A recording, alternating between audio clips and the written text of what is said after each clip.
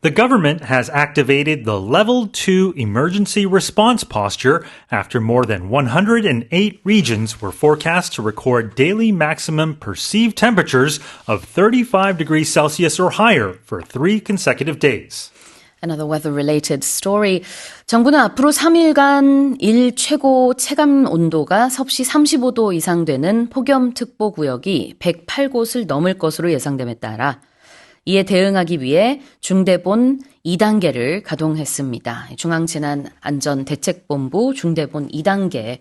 Tell us about this. Yeah, this is only the second time that the government has activated this level 2 disaster response measure here, and it happened yesterday at 1 p.m. So basically, the government is on high alert to make sure to sort of minimize any fallout from the weather here. Specifically, the Ministry of Interior and Safety has ordered authorities to increase on-site safety checks, requiring weekly or daily inspections led by senior officials, especially for people, like I mentioned earlier, who are most vulnerable. So I imagine the elderly and people with sort of respiratory sort of symptoms and just anyone that could be at risk from the heat. Exactly. So it's a kind of advisory. This doesn't mean that public offices will be closed or anything like that. However, it's a warning, basically, telling people that for the next 3 days, we're expecting temperatures to reach as high as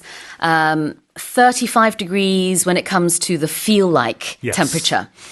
그러니까 이제 체감 온도가 최고 35도 이상 3일 이상 지속될 것이다.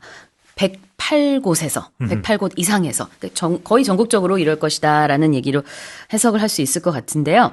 Let's have a look at this being activated. Yeah, so the government has activated this sort of posture. So when you begin to work on something or something begins functioning or operating, we activate it. Like I remember in the past, we used to activate a credit card before you can start using it.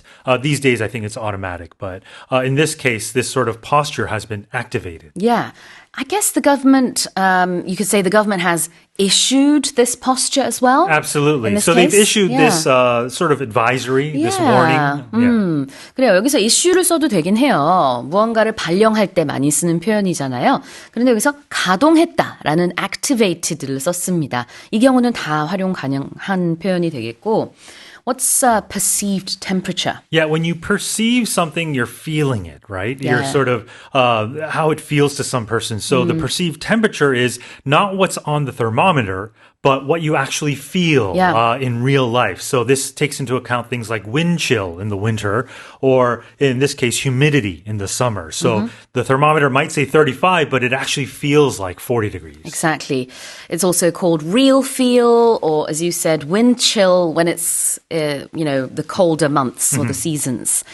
추울 때는 체감 온도를 영어로 wind chill, 아니면 wind chill factor를 써서 표현하기도 하는데요. 그때는 이제 바람이 부는 것에 따라서 체감 온도가 더 춥게 느껴지니까. 그런데 이제 여름에는 그 표현을 쓰진 않겠죠. 여름에는 그래서 real feel 이라는 표현, 실제로 이렇게 느껴진다. 이게 체감 온도가 될 수도 있고, 지금 이 표현처럼 perceived temperature라고 해서 이렇게 인식이 되는, 이렇게 느껴진다는 거예요. 체온계에는 30도라고 써 있을 수 있지만 우리가 체감은 35도 이렇게 느낄 수 있죠. So the real temperature would be 30 degrees, for example.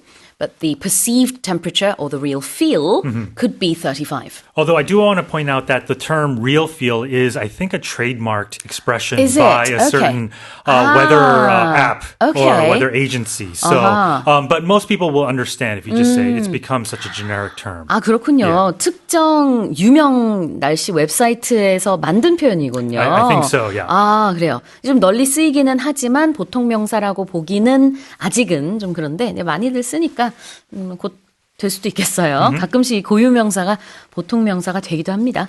자, 다시 한번 읽어볼게요. The government has activated the Level 2 emergency response posture after more than 108 regions were forecast to record daily maximum perceived temperatures of 35 degrees Celsius or higher for 3 consecutive days.